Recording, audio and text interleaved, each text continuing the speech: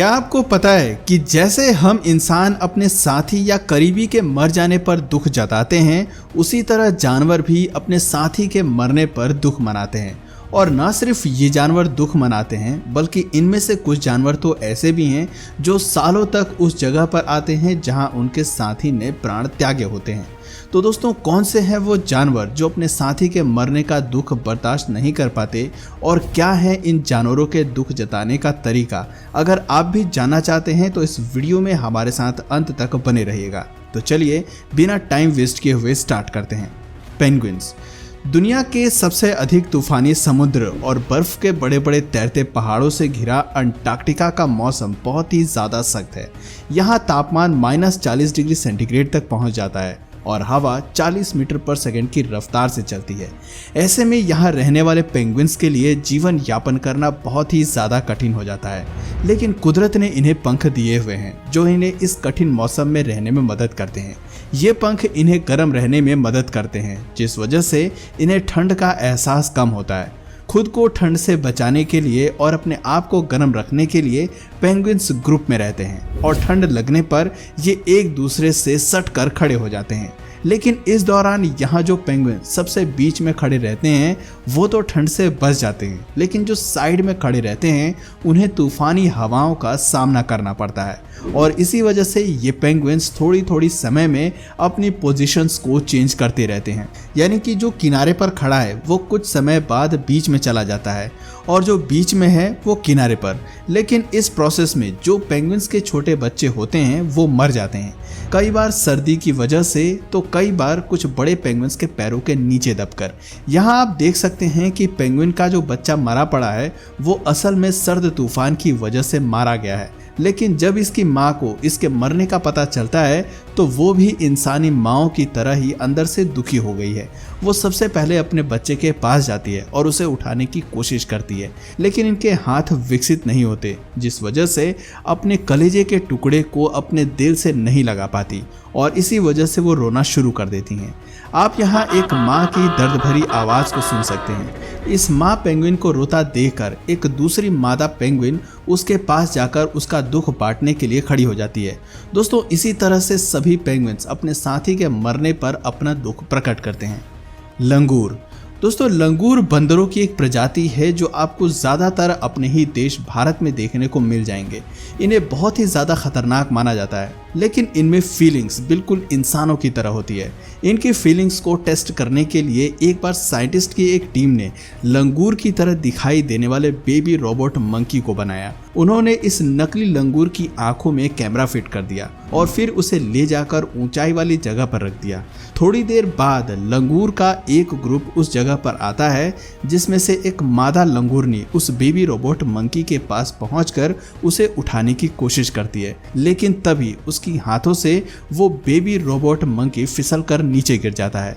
लंगूरनी बिना वक्त गंवाए तुरंत उस नकली लंगूर के पास पहुंच जाती है और उसे उठाकर अपने गले से लगा लेती है। यहाँ लंगूरनी के हाव भाव को देखकर ऐसा लग रहा था कि मानो वो खुद को उस बच्चे की मौत के लिए जिम्मेदार मान रही हो। थोड़ी देर बाद दूसरे लंगूर भी उस नकली बच्चे के आसपास इकट्ठा हो जाते हैं और बच्चे को हिला डुला कर देखने लगते हैं। बाद में जब उन्हें एहसास हो जाता है कि अब ये बच्चा उठने वाला नहीं है, तब वहाँ मौजूद सभी लंगूर एक दूसरे को गले लगाकर अपना दुख बांटने लगते हैं। दोस्तों, ये सब देखने के बाद साइंटिस्ट इस कंक्लूजन पर पहुंचे कि लंगूर भी अपने साथी की मौत पर ठीक वैसे ही प्रतिक्रिया देते हैं जैसे कि हम इंसान।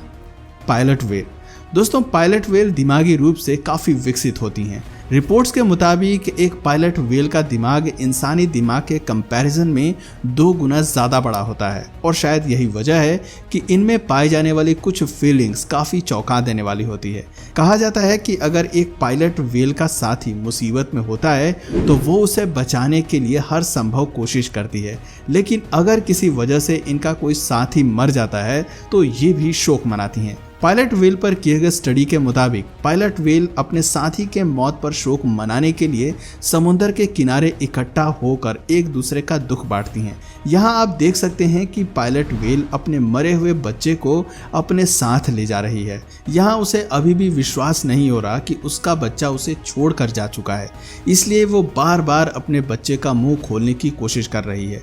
इससे ये बात साबित होती है कि पायलट व्हेल भी इंसानों की तरह अपने बच्चों की मौत का दुख बर्दाश्त नहीं कर पाती। डॉल्फिन्स। दोस्तों, ये तो आप सबने सुना होगा कि डॉल्फिन्स में इंसानों की तरह खूबियां होती हैं, लेकिन क्या आपको पता है कि डॉल्फिन एक ऐसी मछली है जो एक दूसरे को पुकारने के लिए एक विशेष प्रकार की सीटी बजाती है, ठीक वैसे ही जैसे हम इंसान एक दूसरे को नाम से पुकारते हैं।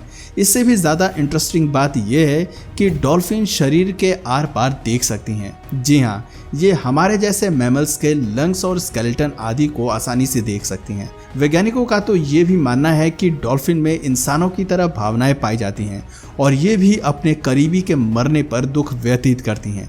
आप इस वीडियो को देख सकते हैं जो मेडिटेरियन सी की है, जहां कुछ रिसर्चर्स ने अपने रिसर्च के दौरान इस वीडियो को रिकॉर्ड किया था। इस वीडियो में आप गौर करेंगे तो पाएंगे कि किस तरह से एक डॉल्फिन अपने मरे हुए बच्चे के चारों ओर घूम रही है।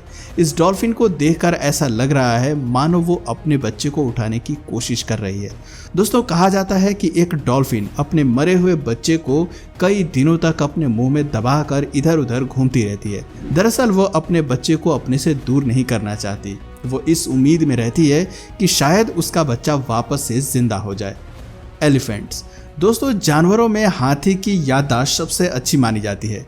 हाथी एक सोशल एनिमल है। ये अक्सर झुंड में होते हैं और अपने झुंड के हर एक सदस्य से काफ़ी ज़्यादा जुड़ाव रखते हैं। अगर उनके झुंड का एक भी साथी बिछड़ जाए तो ये उसे ढूंढने निकल पड़ते हैं। वहीं अगर इनका कोई भी साथी बीमार पड़ जाए तो वो अपने साथी की मदद करने में कोई कमी नहीं रखते हैं। अगर कभी इनका कोई साथी मर जाता है तो ये जल्दी से इस बात पर यकीन नहीं करते हैं। उन्हें लगता है कि उनका साथी बीमार है, इसलिए झुंड के सभी साथी मिलकर उस मरे हुए हाथी की बहुत देर तक देखभाल करते हैं। वो उसे उठाने का भरपूर प्रयास करते हैं, लेकिन जब मरा हुआ हाथी घंटों बाद नहीं उठता है तो वो समझ जाते हैं कि अब उनका साथी इस दुनिया में नहीं रहा। जिसके बाद सभी हाथी मिलकर जोर जोर से आवाज़ निकालते हुए अपना दुख व्यक्त करते हैं। सिर्फ इतना ही नहीं, हाथियों का ये झुंड उस जगह पर हर रोज जाता है जहां पर उसके साथी ने प्राण त्यागे होते हैं। दोस्तों, इससे ये बात तो साफ है कि जिस तरह से इंसान अपने साथी से बिछड़ने पर दुख मनाता है, उसी तरह ये हाथी भी दुख मनाते हैं। तो दोस्तों, इस वीडियो में फिलहाल इतना ही। ये थे वो जानवर जो अपने साथी के मरने पर इंसानों की तरह दुख मनाते हैं। वैसे इनमें से किस जानवर के दुख मनाने का तरीका आपको सबसे ज़्यादा इंटरेस्टिंग लगा, हमें नीचे कमेंट सेक्शन में ज़रूर बताइए। उम्मीद है आपको आज की ये वीडियो पसंद आई होगी। अगर हाँ तो इस वीडियो को लाइक करें और इसी तरह के और भी अमेजिंग और इंटरेस्टिंग वीडियोस को देखते रहने के लिए चैनल को सब्सक्राइब करना बिल्कुल ना भूलें।